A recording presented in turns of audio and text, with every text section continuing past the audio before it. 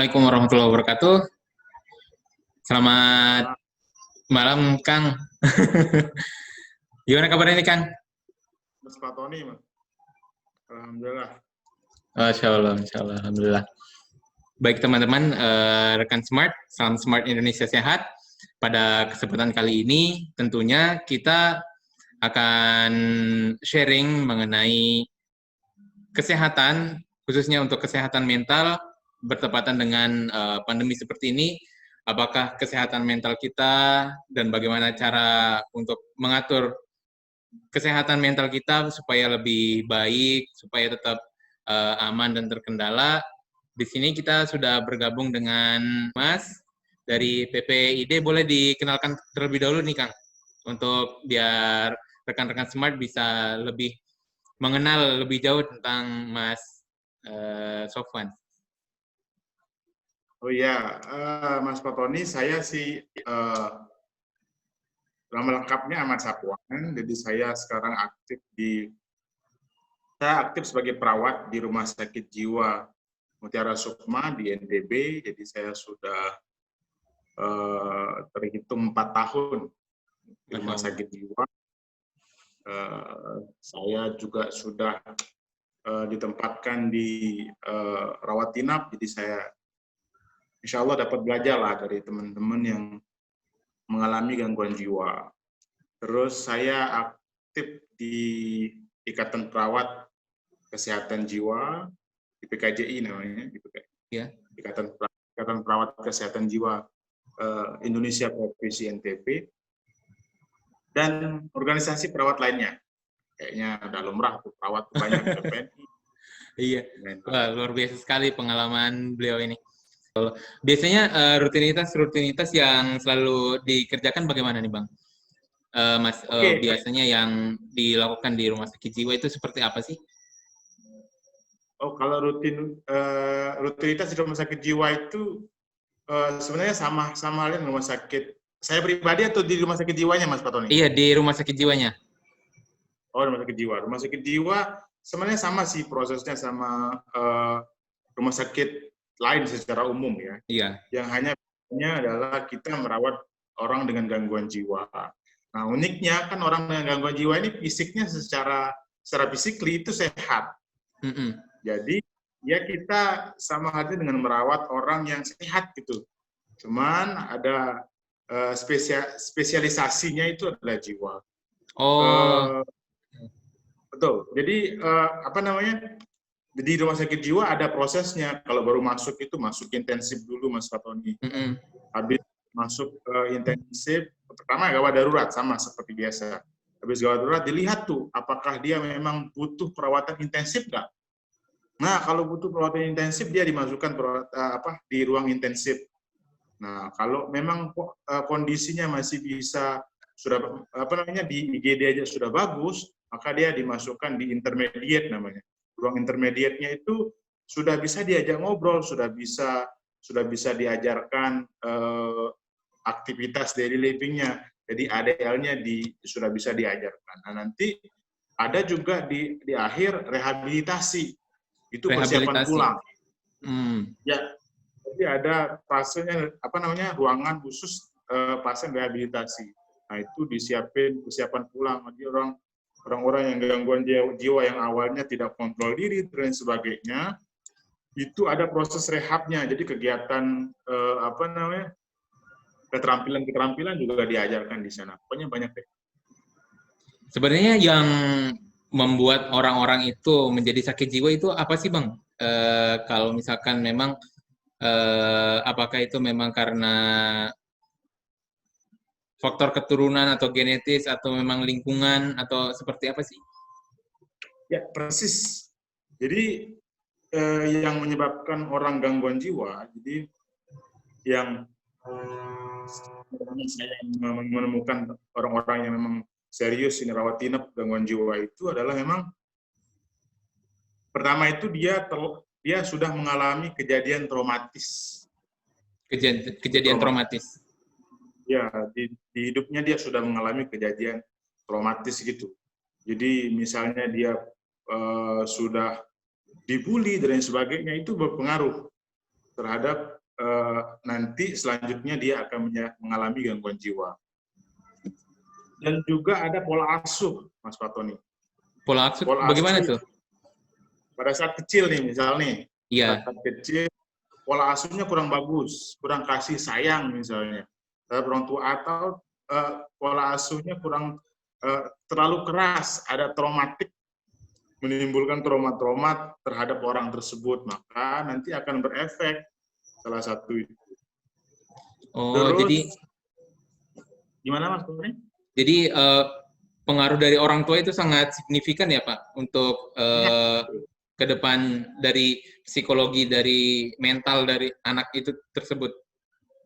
Betul, sangat berpengaruh sekali.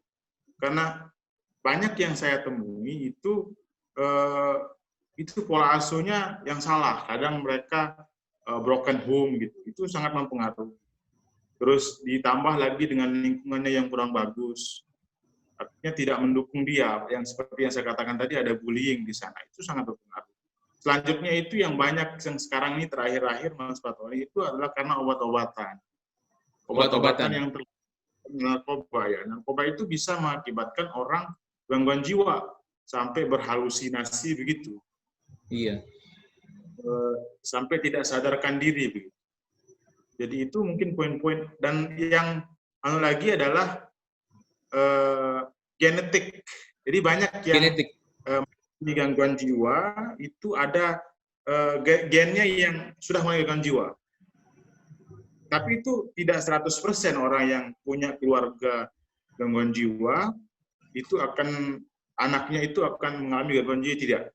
Tetapi itu dipengaruhi kayak tadi, pola asuhnya kayak gimana, kalau pola asuhnya bagus, ada keluarga gangguan jiwa, insya Allah dia tidak akan gangguan jiwa gitu. Dan pokoknya ada faktor penyebabnya gitu. Jadi, tapi ada gen khusus itu memang ada. Ada rata-rata memang orang yang mengalami gangguan jiwa di rumah sakit jiwa itu gennya memang ada. Secara khusus penyebabnya itu memang tidak disebutkan Mas Fatoni. Cuman kayak tadi ada predisposisi yang memang menyebabkan orang-orang tersebut mengalami gangguan jiwa. Tadi yang saya garis bawahi ada pola asuh itu maksudnya bagaimana ya, Kang? Kira-kira pola asuh itu yang bagus dan yang baik itu seperti apa ya, supaya menghindari dari gangguan mental ke depan buat anak-anak khususnya ya? Betul-betul. Pola asuh itu sebenarnya perhatian ya, Mas Fatoni. Kalau perhatiannya bagus, saya rasa tidak akan merubah kepribadian anak menjadi kurang bagus gitu. Perhatian. Tapi kalau terlalu perhatian juga tidak bagus juga. Misalnya nih, dikit-dikit dimanjain, tidak dibiarkan anaknya untuk beraktivitas sesuai dengan anak pada umumnya. Ada saya temukan Mas Fatoni, anaknya terlalu dimanja. Nah, ini. Nah, terlalu dimanja ini bagaimana nih, Pak? Terlalu dimanja. HP dikasih, main game pool dikasih, tidak dikontrol. Artinya semua yang dilakukan oleh anak itu harus dikontrol sama orang tua. Kayak begitu. Nah, sehingga boleh kasih sayang, tapi jangan terlalu berlebihan. Jangan sampai dimanjakan semua tidak dia tidak berkembang sesuai dengan fase-fasenya gitu. Iya. Jadi kasih sayang seadanya, tapi berikan ruang-ruang yang memang anak tumbuh seperti memang umurnya gitu. Kayak gitu Mas. Berarti memang pola asuh itu sangat berpengaruh sekali ya, Bang ya. Mulai dari kasih sayang orang tua, kemudian overprotective mungkin dari orang tua pun sangat berpengaruh. Berarti selain daripada asuh tadi, kemudian tadi disebutkan ada bullying. Nah, bullying itu yang kategori yang sangat membahayakan itu seperti apa sih, Kang ya? Soalnya ya nama juga anak-anak mungkin ataupun remaja, bahkan banyak yang mengalami korban dari bullying ini. Kalau bullying itu nggak kan bullying itu yang langsung diserang adalah psikisnya. Ada bullying fisik ada, cuman bullying fisik kan itu hanya yang terlihat saja, tetapi yang sangat berpengaruh di bullying itu adalah psikisnya. Bullying, anak-anak biasa lah mungkin ya, biasa saling saling canda, saling misalnya kalau anak kecil kita pas waktu kecil dulu saling sebut nama orang tua, itu biasa. Bullying yang secara fisik misalnya di apa istilahnya, diumpat terus diumpat secara berlebihan, terus di apa istilahnya, misalnya dia punya kekurangan, terus kekurangannya itu diserang oleh teman-temannya, kayak begitu. Fisik juga begitu. Kalau fisik ini kan orang-orang lebih dilakukan misalnya ditelanjangin di tempat umum. Wah. Seperti itu. Bullying semacam itu sangat berpengaruh. Tapi nanti sebenarnya kalau ada bullying, kalau memang pola asuhnya baik, ditambah lagi dengan kepribadian anaknya bagus, itu bisa. Cuman bullying ini adalah salah satu penyebab anak menjadi gangguan jiwa. Kalau misalkan untuk orang-orang dewasa nih, Bang, biasanya kan biasanya juga banyak yang mengalami gangguan jiwa ya, mulai dari ya nama juga anak muda mungkin dari faktor kedewasaan dan lain-lain, itu memang apakah ada pengaruhnya sih ya untuk mengalami gangguan jiwa atau mengalami kelainan?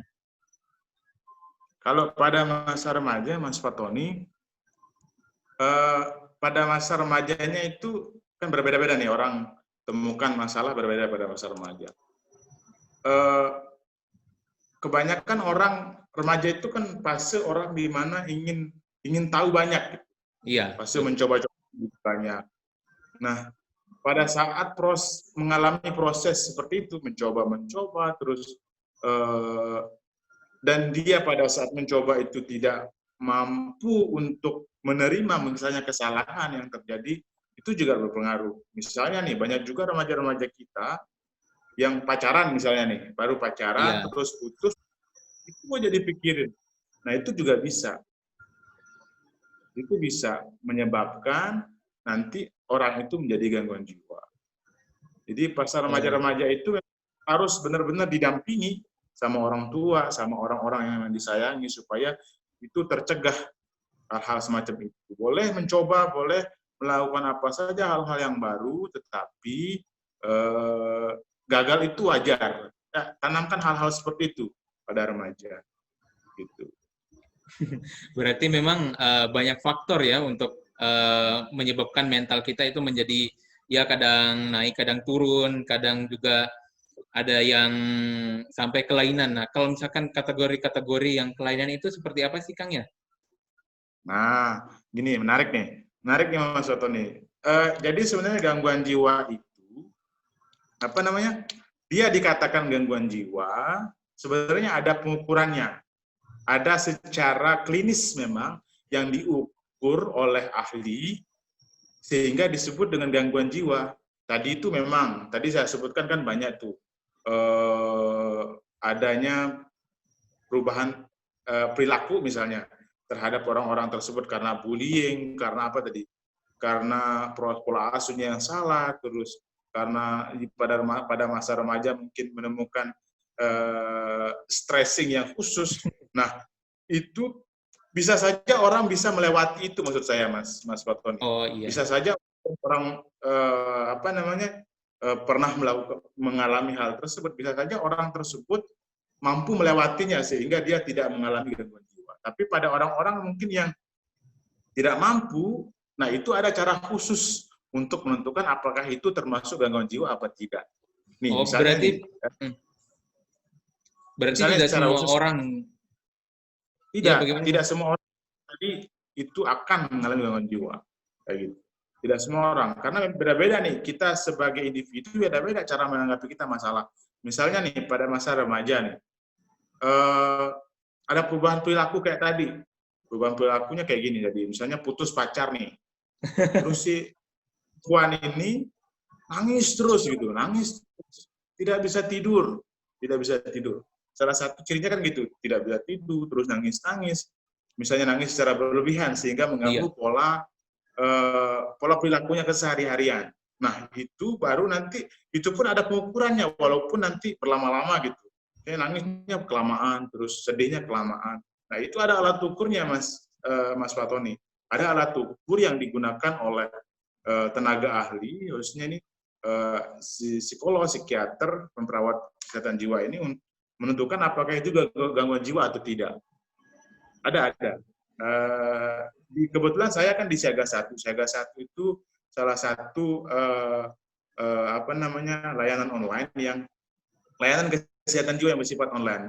Di Siaga 1 itu ada menerima konsultasi kayak gitu. Misalnya nih mas saya ini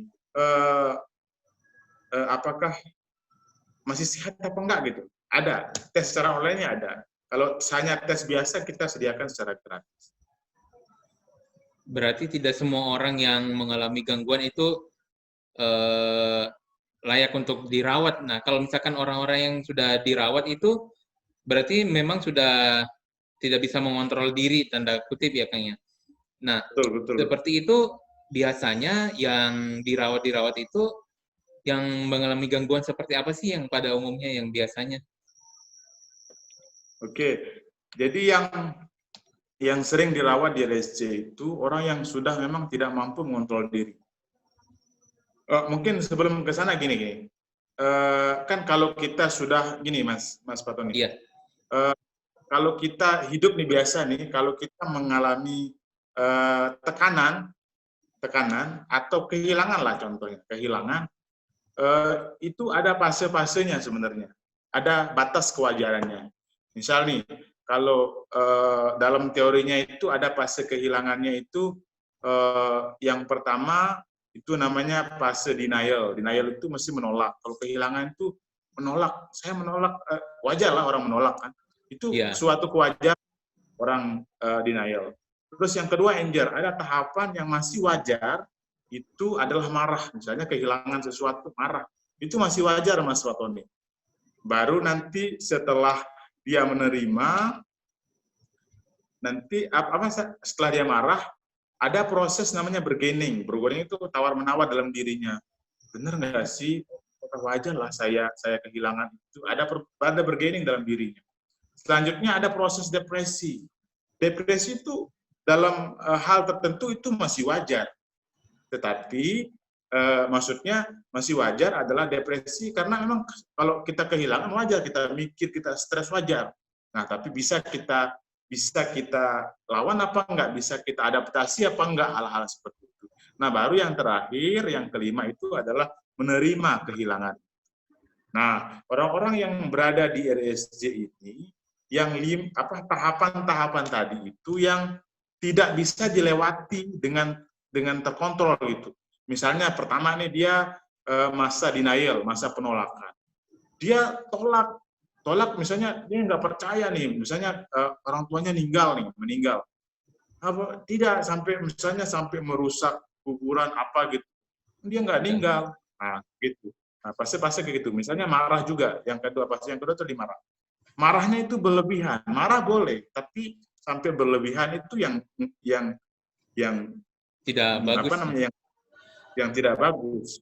Nah, kebanyakan orang-orang yang masuk di rumah sakit jiwa ini adalah mereka yang tadi yang tidak bisa melewati fase-fase itu. Marahnya berlebihan. Dan juga kalau sudah kayak begitu, nanti dia akan timbul halusinasinya, Mas. Biasanya orang yang di sini rata-rata tuh ada mendengar suara bisikan gitu, ada melihat bayang-bayangan.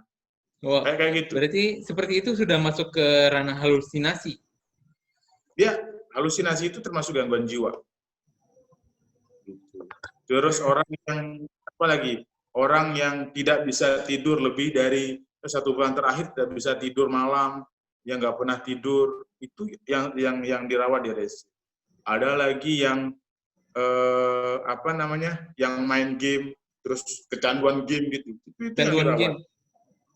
Ya, itu yang dirawat di RSJ. Banyak macamnya yang dirawat. Tapi kayak tadi, orang yang tidak mampu mengontrol marahnya gitu, mengontrol pada saat dia menolak kayak tadi yang saya jelaskan. Iya. Berarti kalau misalkan seperti itu cara menghindarinya biar supaya kita itu kalau misalkan ada suatu hal yang tidak diinginkan terus mengalami fase-fase, cara untuk mengontrol diri itu bagaimana sih untuk supaya kita lebih baik gitu kan. Oke. Untuk mengontrol diri sebenarnya kan orang yang kayak gini nih ada faktor lain sebenarnya, Mas. Orang yang nggak bisa kayak gitu tuh.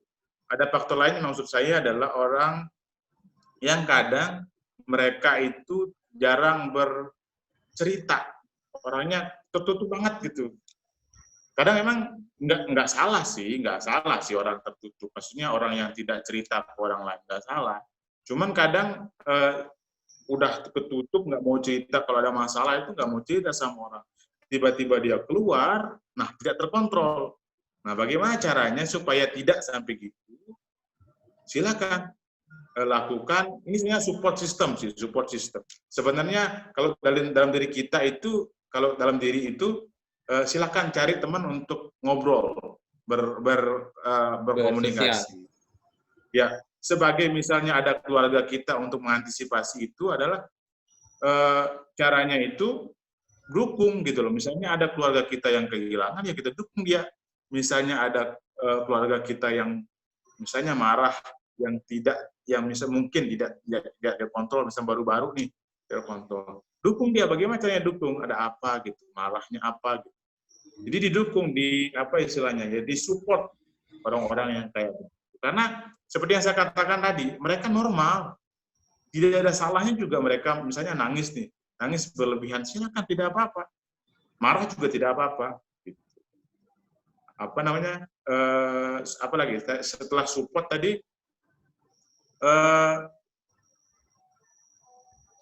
bercerita tadi bisa ke teman, bisa juga ke tenaga ahli. Tenaga ahli yang saya sampaikan, yang kayak psikiater, psikolog, atau perawat spesialis kejiwaan. Selain itu, Mas Pak Tony, ada yang lebih penting sebenarnya. Dari tadi saya bilang, ada fase-fase normal sebenarnya. Orang yang gangguan jiwa ini, ada fase-fase lumrahnya manusia, yaitu respon menghadapi masalah itu kan berbeda-beda. Ada normalnya juga. Misalnya menangis. Apakah menangis itu wajar? Wajar. Apakah marah itu wajar? Wajar. Nah, bagaimana caranya supaya marah kita, menangis kita tidak menjadi gangguan jiwa? Yaitu buat janji di dalam diri. Misalnya nih, saya kehilangan pacar nih. Misalnya yang cewek lah ya, jangan lo cowok kan nangis nggak enak tuh. Kalau yang cewek boleh, cowok juga boleh lah, nggak usah gengsi misalnya. Iya. Bilang diri bahwa saya akan menangis segini hari, misalnya satu hari full saya menangis. Tapi setelah menangis, saya akan berusaha untuk lebih baik lagi. Nah, kayak gitu buat janji dalam diri bahwa oke, saya nangis, saya akan luangkan waktu saya untuk menangis. Silakan menangis. Menangisnya, tapi tetap dalam sewajarnya, jangan menangis sambil merusak gitu, salah. Nah, itu jadi silakan waktu luang, sisihkan waktu untuk menangis. Kayak gitu. Misalnya marah, silakan marah. Tidak, kalau kita di perawatan di RSJ itu misalnya kita ngajarkan orang untuk supaya bisa kontrol marahnya, itu tidak apa-apa marah. Misalnya mau mukul, silakan pukul bantal misalnya. Pukul kasur yang tidak sampai merusak. Nah, kayak gitu. Jangan sampai mukul yang lain, nanti mukul istri, mukul keluarga, itu kan semakin susah. Nah, hal-hal seperti itu sebenarnya positif. Tapi jangan seperti tadi, jangan waktunya kelewatan, sehingga merusak pola hidupnya seperti biasa. Pokoknya waktunya silakan ditentukan sendiri, janji pada diri bahwa setelah nangis, saya akan menjadi lebih baik. Tanamkan hal seperti itu, saya akan menjadi lebih baik. Karena kalau kita sudah berpikir positif akan menjadi lebih baik, itu akan terbantu mencegah gangguan jiwa. Kayak gitu, Mas Fatwa. Berarti mulai dari pikiran kita ya, Mas ya? Mulai dari pikiran kita, bagaimana cara kita mengontrol pikiran, kemudian mengontrol emosi. Nah, tadi itu ada fase di mana kita itu harus sering-sering ngobrol, atau kita, kalau bahasa sekarang ya curhat ya, Mas ya? Iya, itu kita lebih baik curhatnya itu kalau misalkan ya ada banyak orang-orang yang dalam tanda kutip yang tadi disebutkan itu introvert. Betul. Nah, itu lebih baik bercerita kepada teman kalau misalkan dia punya teman atau bercerita ke keluarga mungkin masih sangat malu ya, sangat malu. Nah itu lebih baik bercerita ke psikiater atau ke mana nih Mas biasanya? Kadang gini ya Mas Watoni ya, kadang orang nggak mau cerita itu takut orang tempat cerita itu ember kadang. Eh, Kadang orang tempat kita cerita, besok-besoknya teman kita yang lain juga sudah tahu tuh cerita Iya. kita. Nah itu, kalau hal seperti itu saya sarankan untuk ke ahlinya, ke psikiater atau psikolog. Lagi-lagi kalau saya boleh promosi tadi pelayanan siaga 1 itu secara online. Itu bisa diakses. Nah, kenapa psikolog atau psikiater? Karena memang di psikolog, psikiater, perawat kesehatan jiwa, spesialis jiwa itu rahasia itu terjaga. Selain itu memang nanti dikasih pilihan, dikasih dikasih solusi bagaimana caranya. Itu nanti akan diberikan terapi gitu. Saat curhat. Jadi bukan hanya curhat terus takutnya juga nanti tempat cuman curhat kita diledekin tuh. Biasanya gitu, kamu sih gitu lah, kayak gitu. Nah, lebih baik kepada ahlinya. Di ahlinya nanti diberikan kayak tadi ada terapinya juga. Kalau memang membutuhkan obat. Tergantung dari fase di mana dia pada saat itu sedang curhat. Kalau fasenya sedang curhat itu sudah indikasi membutuhkan obat, maka akan dikasihkan obat. Jadi lebih baik langsung saja ke ahlinya supaya nanti ahlinya yang akan menanganinya.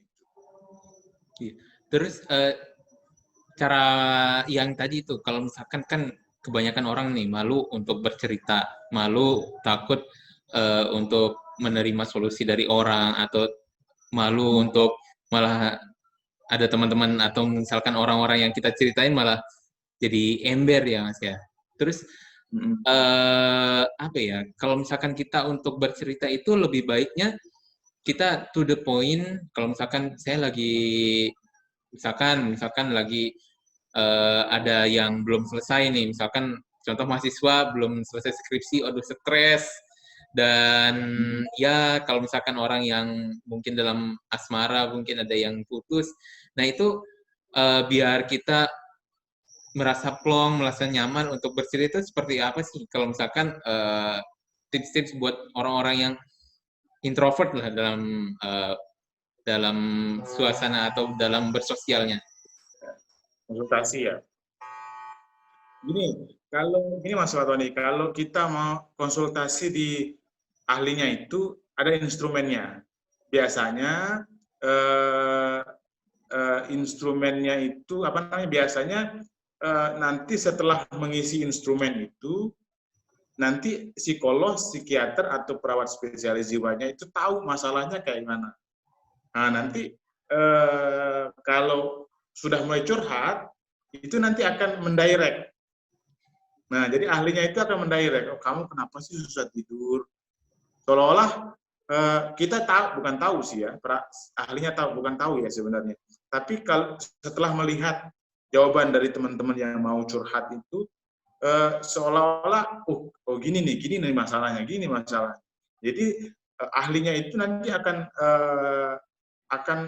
menanya. Jadi tanya keluhannya, kenapa kamu misalnya ada instrumennya sakit perut nih, sakit perut selama 2 minggu terakhir sakit perut, 2 minggu terakhir nggak bisa tidur.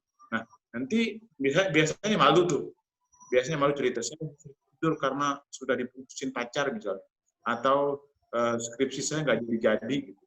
Nah prosesnya kadang dalam proses konsultasi itu ahli itu sudah tahu nih kenapa susah tidur, ayo ngomong, ayo kayak gitu. Jadi nanti terbuka sendiri gitu loh masalahnya. Karena sudah dilihat nih sama ahlinya itu instrumen, dia lebih cenderungnya kemana sih gangguannya ini kayak gitu. Jadi makanya saya bilang tadi baiknya ke ahlinya, jadi nanti ahlinya yang akan mendirect.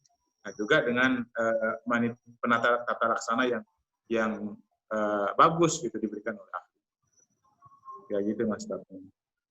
Iya, kalau misalkan ini Mas, kasus nih, kasusnya itu kita sedang dalam proses atau new normal nih Mas ya, pada saat-saat ini nih. Nah, pandemi biasanya nih, banyak orang-orang yang dulunya ekstrovert, orang yang suka keluar, terus tiba-tiba harus semuanya serba di rumah, semua harus dikerjakan di tempat. Dan nah, untuk mengatasi atau ya untuk mengatasi mental seperti itu kan membutuhkan proses. Nah, kira-kira seperti apa sih Mas apa ya solusinya untuk orang-orang yang seperti ini nih? Kalau masa pandemi gini, sebenarnya gini Mas, masa pandemi sebenarnya ini lebih khusus nih kita bahas nih masa pandemi, karena memang pandemi ini di mana-mana orang membicarakan kesehatan mental. Itu saya lihat di podcastnya Deddy Corbuzier itu membicarakan sering-sering membicarakan masalah kesehatan jiwa, karena efek daripada pandemi ini kesehatan jiwa itu sangat terpengaruh. Nah, kan yang membuat kenapa ini berpengaruh, karena kan yang membuat kenapa ini terpengaruh, karena memang pertama itu faktor ekonomi kan Mas Fatoni. Iya. Ada desakan ekonomi yang berubah, yang seperti yang kita tahu bahwa ada banyak PHK itu yang menyebabkan orang pada masa pandemi ini gangguan jiwa.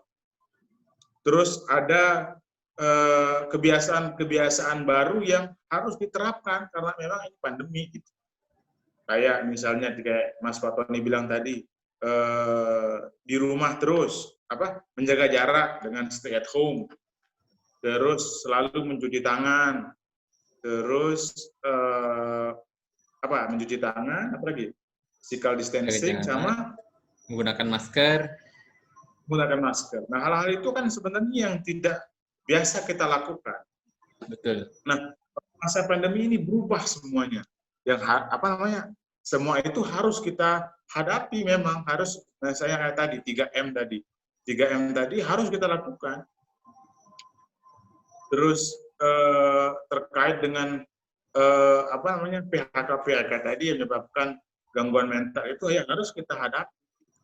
Nah, kalau ditanya bagaimana pencegahannya sehingga sampai nanti kepada gangguan jiwa, kan ini sebenarnya efeknya kan pada masa pandemi ini, Mas Fatoni, yaitu kalau yang pertama itu tadi karena gangguan ekonomi ya. Terus yang kedua nanti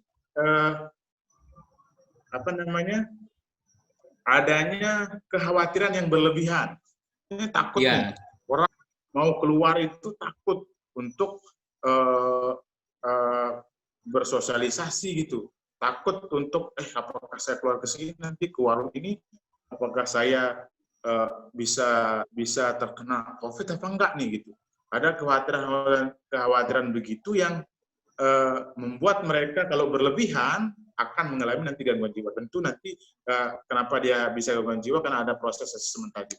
Nah, bagaimana caranya supaya itu bisa terkontrol, supaya jangan sampai itu gangguan jiwa, yaitu yang pertama itu adalah mengikuti protokol yang ada. Mengikuti protokol yang ada. Ya, 3M tadi. Dengan kita melakukan 3M, maka kekhawatiran yang berlebihan itu akan berkurang.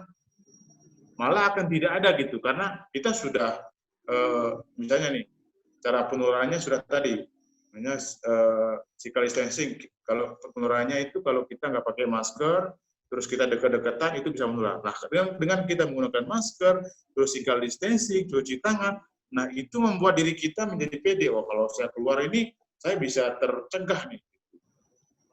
Nah, terus yang selanjutnya itu adalah memperbanyak referensi.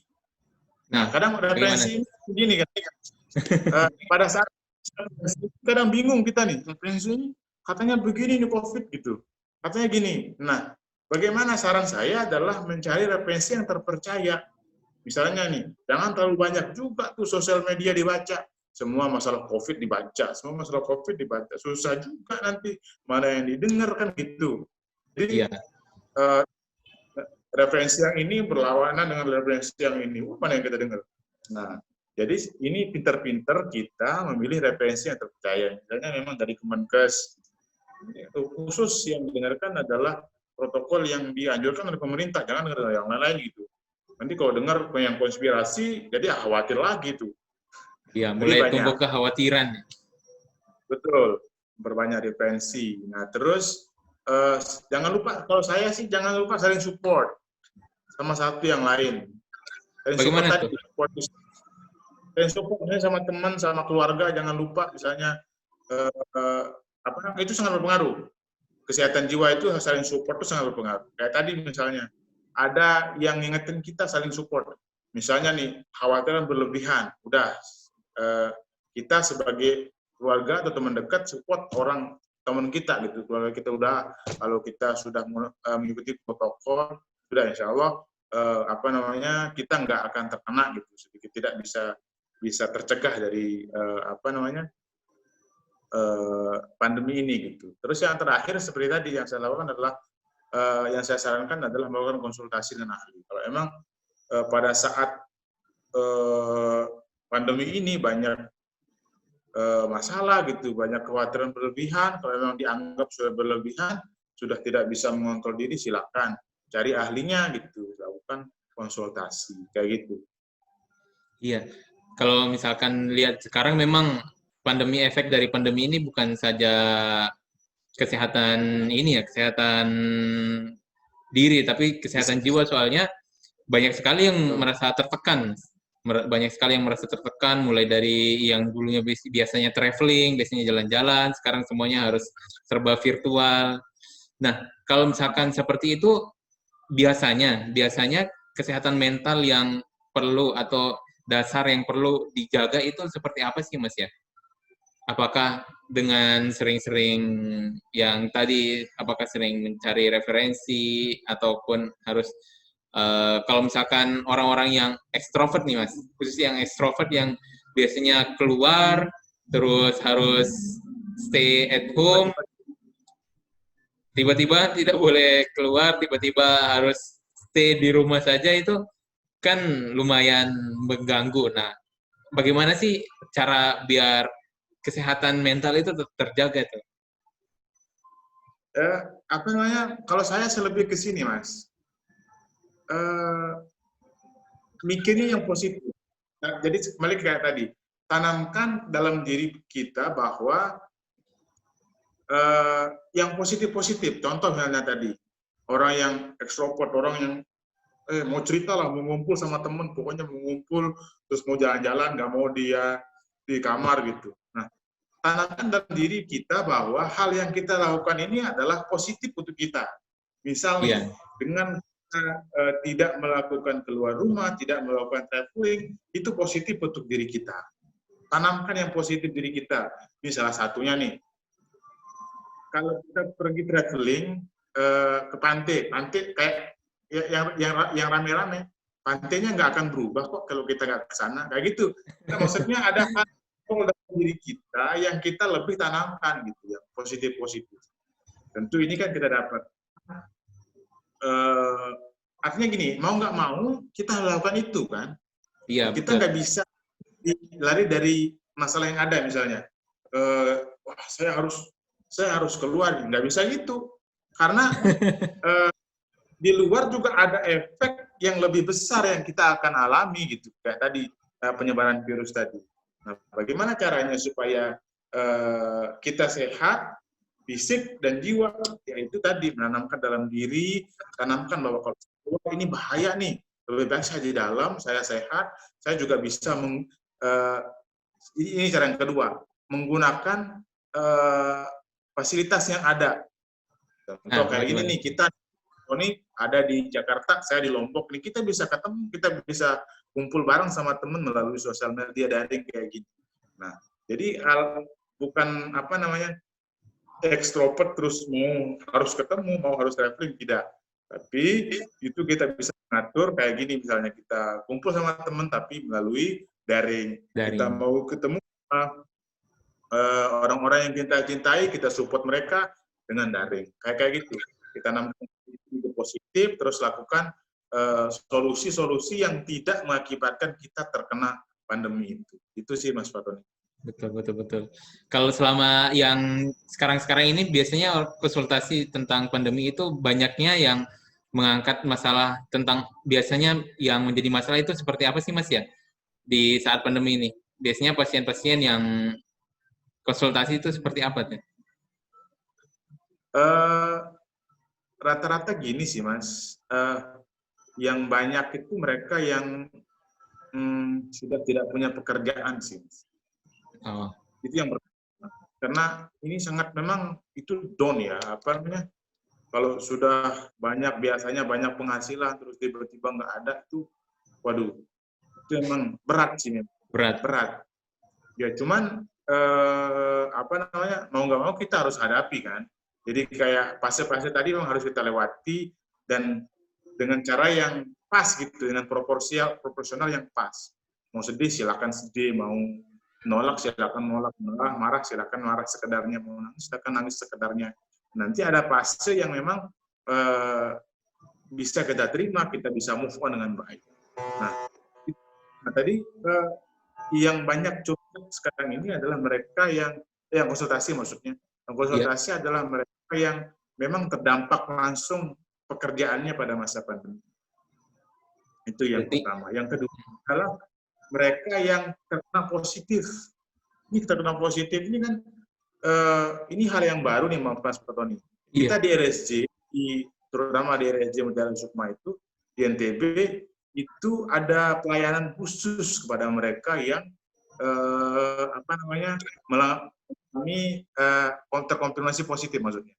Jadi ada namanya DKJPS, dukungan psikososial, dukungan kesehatan jiwa dan psikososial. DKJPS, dukungan kesehatan jiwa dan psikososial kepada mereka-mereka yang terkonfirmasi positif. Jadi tempat karantina apa? Karantina namanya. Tempat rumah sakit rujukan, tempat karantina itu rumah sakit jiwa RSJ Mutiara Sukma itu memberikan pelayanan secara khusus pada mereka. Karena ada pasien-pasien mereka yang tadi kekhawatiran berlebihan tadi Mas Fatoni. Wah, saya positif nih gitu. Saya positif, apakah saya meninggal kayak yang di TV-TV ya kayak gitu. Ada perasaan berlebihan. Terus apa namanya? Ada fase kehilangan mereka juga ada. Karena biasanya kan mereka kumpul sama keluarga tuh. Udah positif, mereka karantina sendiri di sebuah ruangan terus selama beberapa hari, itu yang membuat mereka udah bosan gitu, tidak bisa keluar kayak gitu. Nah, hal-hal seperti itu juga banyak yang konsultasi sih pada masa pandemi. Dan RSJ sudah mengantisipasi itu sejak awal, sejak bulan April ya, Maret itu kan sudah masuk pandemi di Indonesia, terus April itu kita sudah mulai pelayanan. Kita cari mereka supaya memang tidak sampai pada gangguan jiwa berat. Itu maksudnya Mas Bapak. Kalau pada masa mereka merasakan kehilangan, merasakan kekhawatiran yang berlebihan terhadap penyakitnya atau terhadap penghasilannya itu wajar. Tetapi yang dilakukan RSJ itu adalah mencegah supaya kekhawatirannya tidak berlebihan. Supaya orang yang tadi sedang keadaan down, itu tidak down selanjutnya, itu bisa bangkit. Dukungan seperti itu yang dilakukan oleh teman-teman di RSJ. Iya, kalau saya melihat ya Mas ya, apalagi kalau misalkan orang-orang yang positif, itu kan mereka dijemput oleh ambulans, kemudian dijemput oleh tenaga kesehatan yang dengan full safety, seolah-olah kayak tekanan mental itu sangat besar, sangat ya kompleks lah. Apalagi ketika sakit kemudian tidak boleh dijenguk, padahal momen-momen seperti itu butuh dukungan-dukungan dari keluarga, support system seperti Mas yang sudah sampaikan. Betul. Itu cara dia supaya healing mereka seperti apa sih Mas dari tenaga-tenaga kesehatan, khususnya untuk kesehatan jiwanya? Kalau healingnya mereka, kalau yang dilakukan RSJ, ya, pertama yang dilakukan RSJ itu sebenarnya DKJPS tadi, dukungan. ada yang dilakukan di telepon secara mandiri, secara langsung. Misalnya nih, kan kalau kita pelayanan itu ada psikiater kita bawa, ada spesialis jiwa kita bawa, ada psikolog kita bawa. Nah, pelayanan yang diberikan itu ada yang ditelepon langsung. Misalnya nih, perawat yang di sana yang jaga di rumah sakit darurat itu, ini kayaknya ini ada gangguan deh, ada kecenderungan maksudnya, ada kecenderungan untuk gangguan jiwa. Nah, kita melakukannya itu by phone secara langsung gitu. Telepon, ada apa gitu, ada masalah dan sebagainya. Pada saat itu mereka curhat panjang lebar dengan terapis kita. Nah, ada juga terapis yang diberikan oleh teman-teman di sini itu adalah terapi napas dalam, terapi relaksasi napas dalam. Terapi relaksasi napas dalam itu filosofinya gini, kalau napas dalam kita akan menjadi lebih tenang. Nafas dalam. Betul, napas dalam. Filosofinya gitu, kita akan napas dalam, kita akan menjadi lebih tenang. Lakukan itu sebanyak mungkin. Kalau kita di rumah sakit jiwa ada tahapan seperti itu, napas dalam, pelan tahan, kayak gitu. Kita berangsur-angsur akan menjadi lebih tenang. Ada terapi relaksasi napas dalam, terapi hipnosis 5 jari namanya. Kalau orang-orang, kita yang memberikan pelayanan itu yang kita berikan. Ada juga terapi yang diberikan psikolog, itu lebih ke bagaimana menenangkan diri. Nah, tentu tidak lepas dari konsep gini, Mas. Itu kan tidak semata-mata setelah kita melakukan proses tadi, napas dalam, ada menenangkan diri, terus kita bisa tenang, tidak. Tapi kita harus secara physically, kita harus menghadapi masalah itu. Misalnya, kita di karantina nih, di karantina. Healingnya bagaimana? Ya lakukan seperti biasa, tetapi tetap dalam proses protokol. Misalnya nih, biasanya kita ngobrol nih sama keluarga nih di rumah. Nah, pada saat karantina kita nggak bisa ngobrol. Nah, lakukan ngobrol, tetapi melalui kayak gini, kayak saya, Mas Fatoni. Nah, itu kan bisa. Jadi, selain terapi tadi, terapi nafas dalam, terapi bagaimana berpikir positif, menenangkan diri, itu dilakukan. Selain itu juga melakukan yang kayak tadi, lakukan daring seperti ini, konsultasi, misalnya butuh konsultasi secara daring. Nah, kayak begitu yang kita lakukan, supaya selain kita menenangkan diri sendiri, dan juga ada tersalurkan gitu loh, apa masalah kita. Basically, jadi kita bertemu dengan orang tua, bertemu dengan kerabat kita, sedikit tidak itu bisa membantu kita untuk menjadi lebih baik. Itu yang luar biasa sekali. Ternyata memang kalau misalkan sudah mulai timbul kekhawatiran atau gundah yang terlalu besar dalam hati, itu memang sudah tanda kutip ada kelainan pada mental kita ya, Mas ya. Berarti memang sudah butuh pendampingan atau butuh konsultasi ke ahli-ahlinya ya. Nah, sebelum kita ke closing nih, bagaimana Mas? Kayaknya gini, garis besarnya gini Mas Tony. Yang tahu diri kita, yang tahu diri kita itu butuh apa enggak orang lain, itu diri kita. Betul. Nah, itu poinnya. Yang tahu diri kita mau curhat kapan, itu yang diri kita. Yang tahu diri kita nggak bisa tidur, terus butuh konsultasi, itu diri kita. Yang tahu kapan sedih kita berakhir, kan diri kita. Apakah sedih saya ini butuh konsultasi apa tidak, itu kita. Nah, jadi kalau tadi permasalahan tadi sudah berlebihan, saran saya jangan berlama-lama. Itu kemungkinan itu terjadi gangguan kesehatan jiwa. Nah, benar apa tidaknya gangguan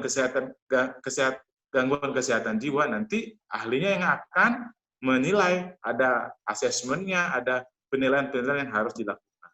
Nah, gitu. Jadi tidak semata-mata ada kelainan sedikit, ada gangguan sedikit terhadap diri kita, terus itu gangguan. Tidak, karena setiap orang juga bisa stres. Stresnya, stres kita bisa tangani apa enggak, kan gitu.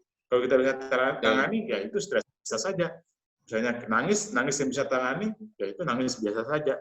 Nah, setelah tidak seperti biasa, stresnya berlebihan, nangisnya berlebihan, terus khawatirnya berlebihan, silahkan lakukan konsultasi dengan ahlinya supaya nanti ada penanganan-penanganan yang lebih bagus sehingga kesehatan jiwa kita terjaga. Kayak gitu Mas Faton. Siap. Oke, sebelum kita closing nih Mas, mungkin ada closing statement dari Mas untuk rekan-rekan Smart untuk yang nantinya akan menonton. Mungkin ada sepatah atau dua patah kata, kami persilakan Mas. Baik Mas Fatoni dan pemirsa ya bahasanya. Iya. Ya, yang menonton ini jadi pandemi itu kita tidak tahu, kita tidak rencanakan dia datang kapan pandemi ini. Jadi ini pemberian terhadap kita, ini yang harus mau nggak mau kita harus hadapi pandemi. Jadi kalau ada mungkin tekanan atau stressing yang berlebihan yang menimpa diri kita yang menjadi efek daripada pandemi ini, lakukanlah terhadap diri kita itu selalu berpikir positif. Berpikir positif mungkin bahwa pandemi ini adalah cara saya untuk mengintrospeksi diri misalnya. Terus berpikir positif bahwa mungkin dengan pandemi ini saya lebih memperhatikan keluarga dan lain sebagainya. Lakukan terus berpikir positif. Terus yang kedua adalah perbanyak referensi atau literatur yang berkaitan dengan apa permasalahan kita. Misalnya pandemi tentang virus COVID ini, lakukan dengan virus COVID. Misalnya sekarang misalnya di PHK, teman-teman dipecat dan lain sebagainya, segera untuk lakukan move on yang menjadi lakukan hal yang terbaik. Jadi misalnya apa referensinya, silakan kembangkan skill-skill yang terpendam. Jadi silakan. Jadi saya rasa juga pemberian PHK misalnya itu salah satu cara Tuhan memberikan peringatan kepada kita. Artinya segera. Saya tahu itu tidak mudah melewati hal-hal seperti itu. Tapi saya juga percaya bahwa teman-teman yang mengalami hal itu mampu untuk bangkit menjadi lebih baik. Nah, terus yang ketiga, saran saya adalah tetap melakukan protokol sesuai dengan yang dianjurkan pemerintah. 3M itu dilakukan pada masa pandemi. Dan yang terakhir, kalau memang Bapak Ibu sudah merasa tidak mampu mengontrol diri Bapak Ibu sekalian, silakan menghubungi ahlinya. Tenaga ahli yang khusus kesehatan jiwa itu ada psikiater kita, ada psikolog kita, ada perawat spesialis jiwa. Dan itu nanti akan membantu Bapak Ibu dan teman-teman sekalian dalam menangani kesehatan jiwa, sehingga kesehatan jiwanya jangan sampai menjadi gangguan kesehatan jiwa berat. Dan itu nanti yang akan membutuhkan perawatan Bapak Ibu. Jadi jangan sampai begitu.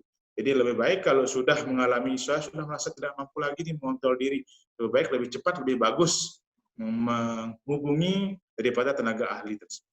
Mungkin begitu Mas Faton. Ya, terima kasih banyak sharing-sharingnya nih Mas. Semoga banyak dari teman-teman rekan-rekan Smart yang terinspirasi dan lebih menguatkan mental lagi kalau misalkan memang sudah ada terasa gangguan yang memang sudah tidak bisa diatasi sendiri, lebih baik konsultasi ya Mas ya. Begitu saja teman-teman, salam rekan Smart. Sebelum kita akhiri, kita jargon terlebih dahulu ya Mas ya, sesuai dengan yang ada. Iya. Kalau misalkan saya bilang salam Smart, kita jawabnya Indonesia Sehat. Salam Smart, Indonesia Sehat. Oke. Siap. Oke, salam Smart, Indonesia Sehat. Siap. Siap.